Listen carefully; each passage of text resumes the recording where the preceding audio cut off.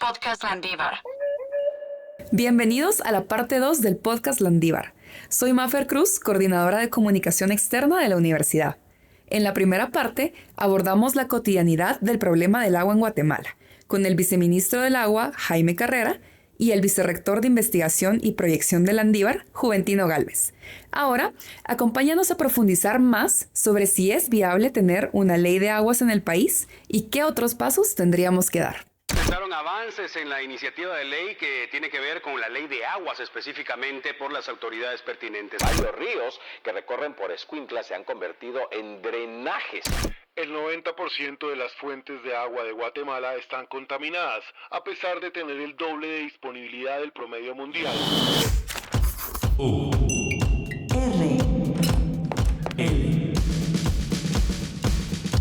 Podcast Landívar. En esta línea yo quisiera, pues también aprovechando, ¿verdad? Ese redireccionamiento de la pregunta, sumar un poquito y preguntarle a Jaime. No le toca mover solo una pieza en el tablero, ¿verdad? Entonces, no es solo la ley de agua, sino otras leyes, otras políticas públicas, otras instituciones, todo un engranaje, por así decirlo. ¿Podría explicarnos, a partir de la aprobación de la ley, qué otras piezas se tendrían que mover? O sea, qué otras leyes, qué reformas, qué políticas públicas, qué habría que fortalecer para poder llevarla pues a buen puerto. Digamos, si sí se aprobara. Sí se aprobara. Porque en el escenario que ya Juventino dice, no necesariamente el escenario es el más fácil. Hay complejidades que va a haber que atravesar. Sin embargo, tal vez solo para retomar, sí que creo que hay algunos elementos muy interesantes que plantean cierta viabilidad, diría, en términos de la aprobación, o por lo menos del interés de aprobarlo. Primero, es que nunca habíamos tenido un año tan seco como el año pasado.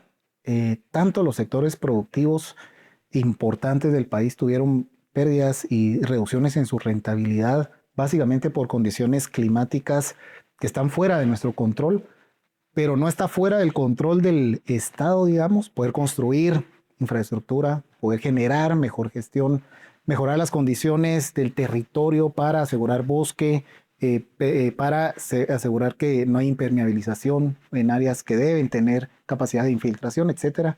Creo que ese es un elemento importante porque también sufrieron las comunidades y los otros sectores en términos de olas de calor, etc. Digamos que hay un elemento importante en términos, si quieren, de urgencia, ¿verdad? Que manifiesta que o nos ponemos de acuerdo, ordenamos de alguna manera esto, por lo menos con elementos mínimos de consenso alrededor de los cuales vamos a empezar a construir, ¿verdad? Yo creo que ese es un elemento importante que visualizamos. La problemática del agua está sentida en los territorios, en los sectores, y además hay un interés en términos de resolver algo en donde cada vez hay más conciencia de que ya no puedo hacerlo solo, ¿verdad? Si uno piensa, digamos, la articulación que hay entre la protección de las partes altas de las cuencas y la producción en las partes medias y bajas, o sea, bueno, necesito que pase algo en algunas partes del territorio para asegurar agua en algunas otras. Entonces yo creo que ese es un elemento que yo diría juega a favor digamos, de la posibilidad de poder empujar y poder aprobar esta ley. Dicho eso, efectivamente implementar la ley va a ser un elemento titánico. No lo va a hacer solo para Guatemala. Los ejemplos de México, ellos se plantearon 10 años en el proceso de implementar la nueva ley que ellos tenían, ya teniendo alguna estructura, digamos, de gobernanza del agua bastante desarrollada. No la han terminado de implementar. Perú hizo lo mismo, pensó en 10 años de implementación con etapas, ¿verdad? Eso implica que realmente es una ley compleja, porque como tú bien decías, toca varias aristas, implica generar institucionalidad, ¿verdad? Ese es un elemento importantísimo. Está planteando la ley crear una nueva institución que vea de forma, digamos, integrar el recurso y que además uno de los grandes desafíos es que intenta pensar en una unidad de administración muy diferente a las que estamos acostumbrados, ¿verdad? Que es la cuenca, ¿verdad? Y la cuenca atraviesa muchos departamentos, muchos municipios, e implica, digamos, que tengamos que salir un poco de la concepción de administrativa que generalmente hemos tenido. Y ahí, obviamente, también se necesitan espacios de participación, de consenso en cada una de las cuencas que llevará su tiempo. Pero un elemento importante en el que yo resaltaría es que la ley, para poderse operativizar, también implica entender claramente cuáles son los usos y cuál es la intensidad de los usos en cada una de estas cuencas. Entonces, implica generar todo un registro de usuarios que nos permita identificar claramente cuáles son las demandas que existen dentro de cada una de las cuencas y que a partir de ahí se pueda ordenar y priorizar el uso del agua, no solo presente, sino el futuro, ¿verdad? Y eso implica hacer prospectiva, tener claridad de qué es lo que va a pasar, digamos, en los siguientes años en términos de la dinámica hidrológica, para que podamos ir caminando a una mejor administración y ordenamiento de los usos del agua en cada una de las cuencas. ¿Qué más hay que hacer? Yo creo que elementos importantes es que la ley está planteando el pagar por el agua, todas las actividades que, como Juventino decía, implican que se lucre con el agua, implica una rentabilidad a partir del uso del agua. Y eso que llamamos aprovechamientos especiales, tanto para usos que llamamos consumtivos, son aquellos que utilizan el agua y de alguna manera lo asimilan dentro de los productos, agricultura, industria, etcétera, como usos no consumtivos, como las hidroeléctricas, que si bien usan el agua, en algún momento la devuelven o deberían devolverla hacia el cauce, ¿verdad? Entonces, se está manifestando, se está expresando en la ley que se va a tener que generar una reglamentación que efectivamente pues genere las condiciones para que se establezcan cánones por el uso del agua. Esto es importante porque el canon se convierte en un elemento de financiamiento para la protección, conservación y sostenibilidad de las cuencas. Debe regresar, digamos, a las cuencas para proteger áreas de bosque, para recuperar territorios degradados donde es fundamental tener bosque, para, digamos, básicamente generar las condiciones de salud, digamos, de las cuencas. Y eso termina siendo fundamental porque hay que costearlo y como bien se decía, pues con presupuestos, digamos, relativamente limitados, es importante tener de dónde vamos a poder financiar la ley. Sí, ese tema del presupuesto, la verdad, a mí también me llama mucho la atención porque además estamos como en el, digamos, momento muy reciente en el que se acaba de aprobar. Y yo estaba revisando y cuando Juventino lo mencionaba anteriormente, también lo recordé. Estaba pensando, creo que son 164,000 millones de quetzales los que se aprobaron aproximadamente. De esos vi que 344 van para el Ministerio de Ambiente y eso cuando uno lo saca en porcentaje es el 0.21%, ¿verdad? De los recursos del Estado de Guatemala que están destinados para lo que sostiene la vida, ¿verdad? Entonces, digamos, toda esa complejidad de no tenemos los recursos suficientes, ¿verdad? Y entonces tenemos este monstruo de complejidades y de condiciones adversas, pero de cierta forma tenemos que hacer algo con ello, ¿verdad? Juventino creo que quería también responder. Sí, mire, ese punto que usted plantea es importante porque se aplican muchísimos recursos para todos los ministerios como cabeza de sector e impulsores de la actividad agropecuaria, minera, etcétera, ¿verdad? Sí. Muchísimos recursos. Y para todo lo demás, que es cuidar el espacio, que es donde tiene lugar todo aquello, ¿sí? Que se encarga el Ministerio de Ambiente y el INAVI y el CONAP con menos del 1% del presupuesto, ¿sí? Esa es la racionalidad que está instalada en este país, ¿sí? Miren, el presupuesto va volcado a todas aquellas actividades que son generadoras de impacto. Y está bien, ¿sí? En todos los países impulsan la economía, pero en todos los países también, por lo menos los modernos y medianamente, digamos, conscientes, fortalecen la institucionalidad que garantiza que no se superen ciertos límites para no hacernos el harakiri. Es decir, aquí estamos literalmente agotando todo.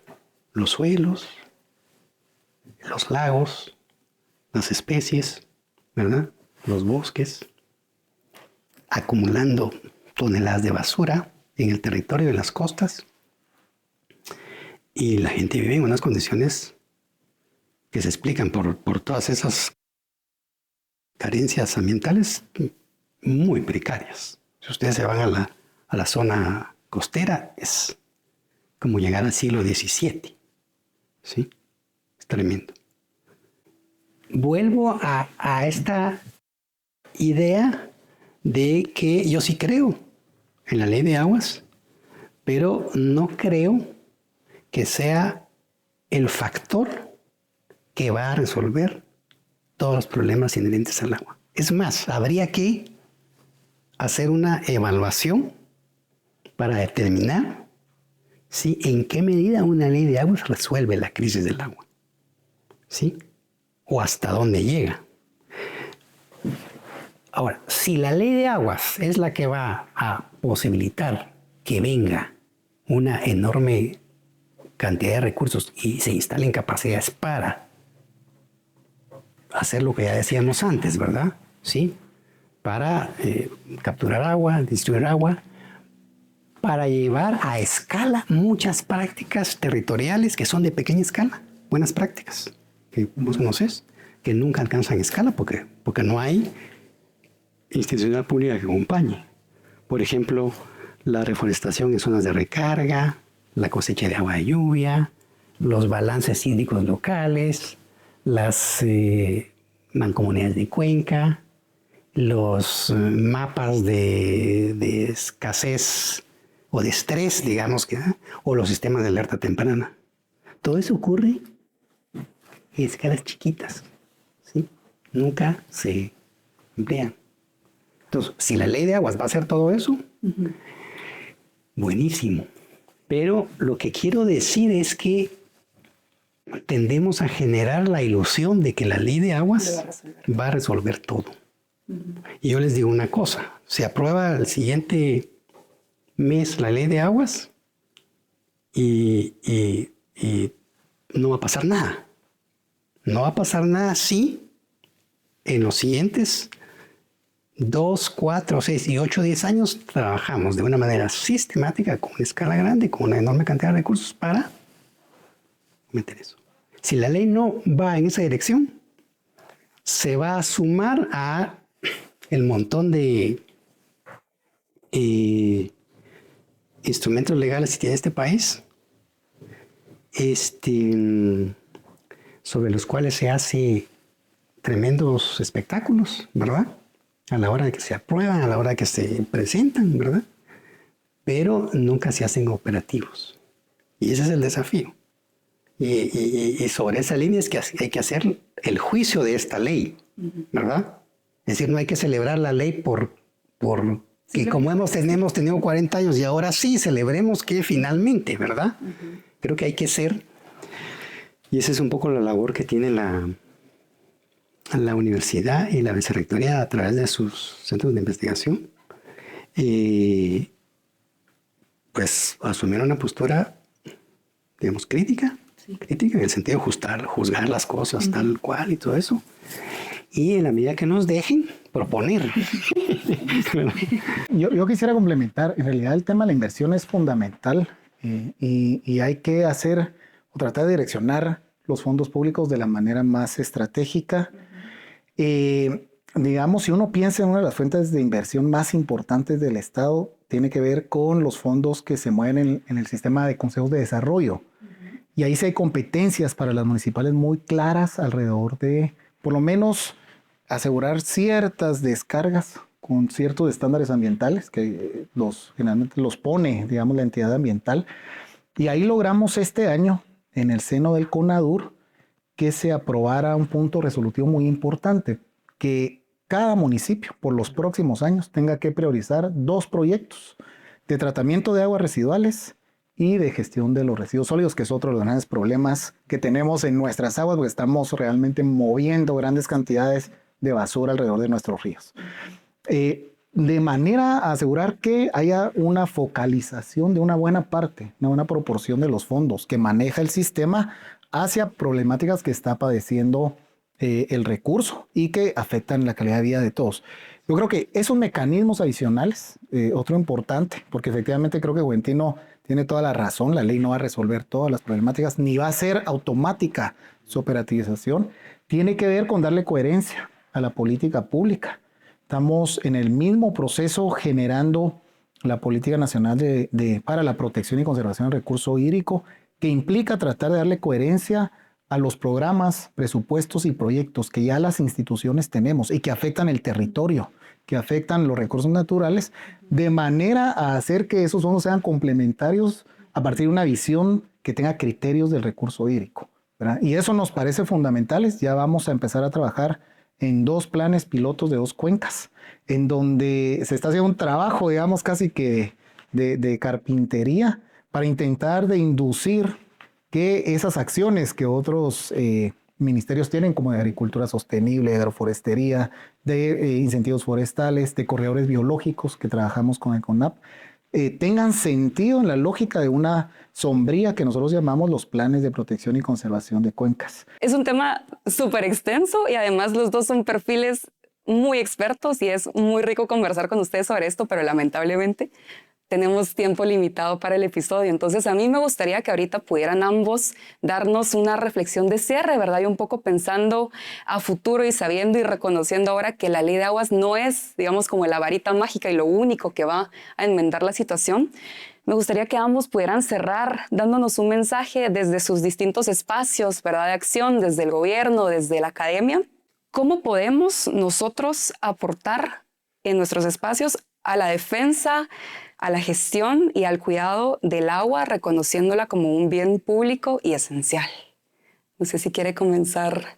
Bueno, yo aquí rescataría, me parece que es el artículo 97 de la Constitución, que dice que el Estado, las municipalidades y los ciudadanos del país son responsables de asegurar el equilibrio ecológico y de evitar la contaminación. O sea, es un tema de todos, no solo tiene que ver el gobierno, ¿verdad? Ahí estamos inmiscuidos todos.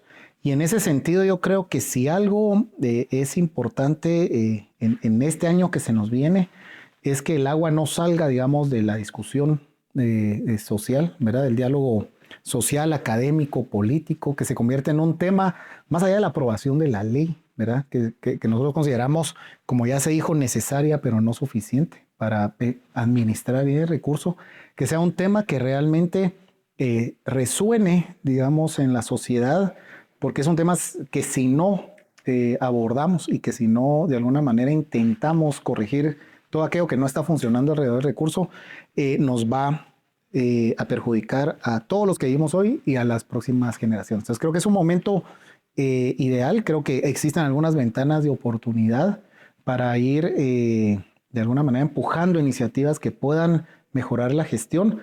La ley es una, pero yo creo que el diálogo que hemos abierto en el Proceso Nacional del Agua ya es un elemento enriquecedor.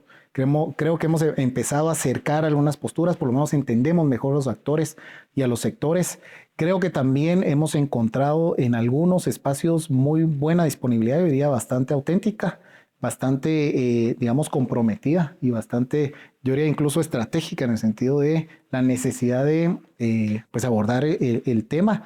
Y creo que podemos construir sobre lo que ya hemos de alguna manera sentado como base este año. Entonces, creo que los jóvenes lo hemos visto, ya estamos trabajando con un par de redes de jóvenes que se acercaron con el deseo de entender más, de decir más, incluso algunos diciendo que nos queremos convertir en voceros del agua, no necesariamente de la ley, pero sí del agua, ¿verdad? O sea, hay algo que hay que hacer ahí.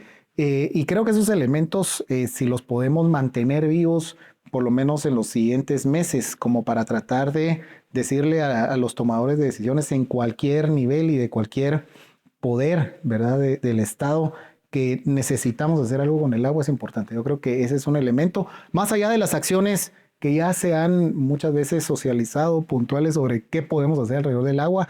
Creo que debemos volver el agua como un elemento político de discusión para esta sociedad, porque todos los países están enfrentando grandes problemas, no somos la excepción, pero además tenemos condiciones para que efectivamente ningún ciudadano guatemalteco y ninguna forma de vida que comparte con nosotros este territorio se vea, digamos, dificultado en su desarrollo por temas de agua, ¿verdad? Claro, al final es siempre reconocer lo personal y lo cotidiano es político, ¿verdad?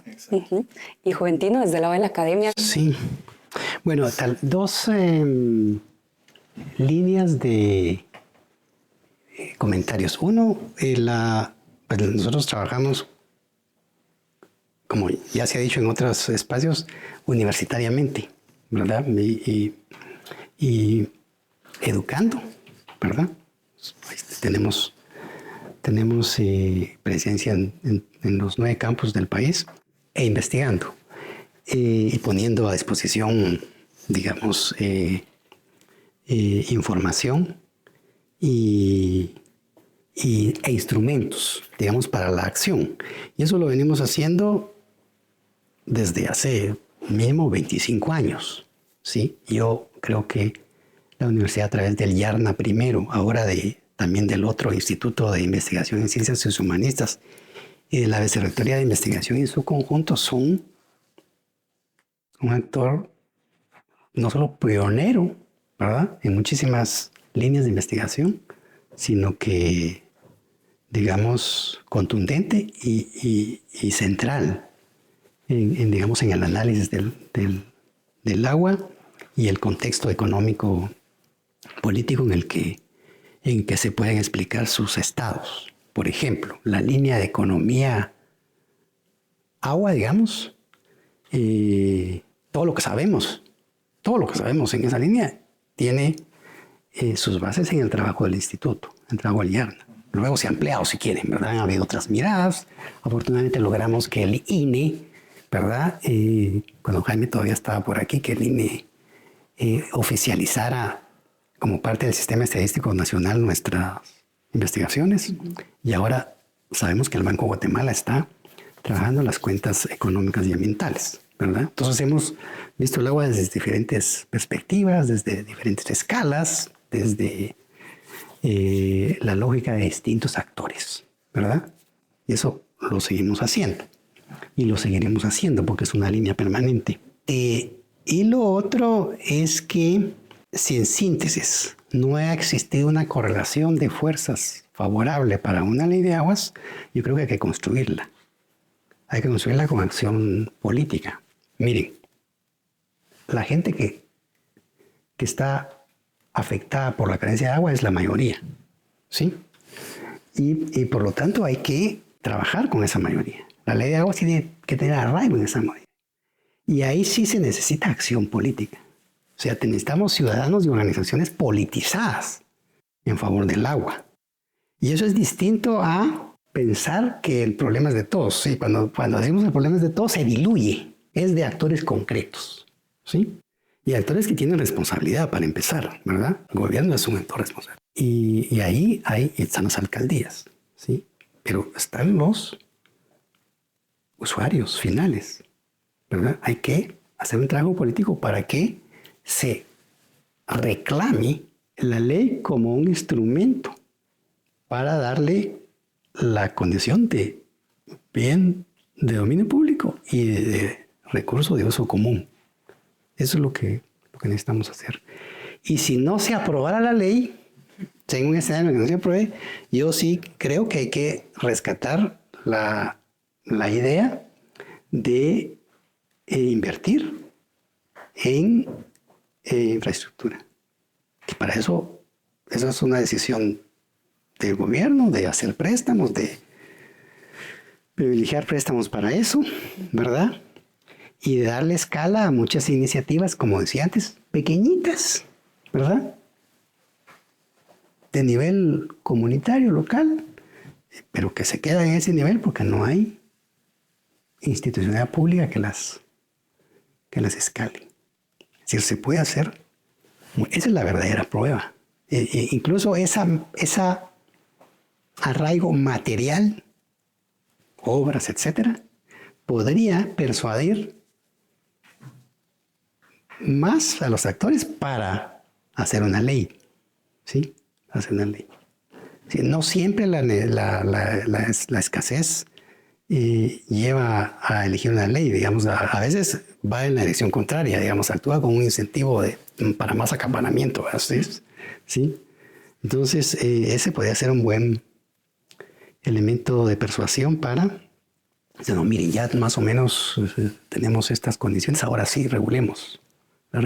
Hoy sí, la regulación se hace más necesaria y la sostenibilidad de los elementos que propone la ley y requieren esa mirada de largo plazo, ¿verdad? Claro.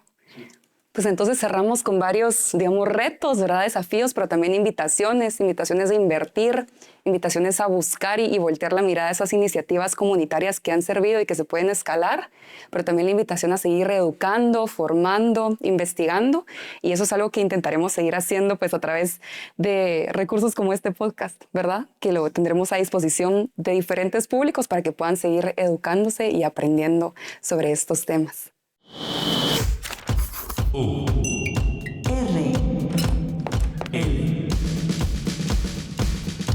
Podcast Landívar.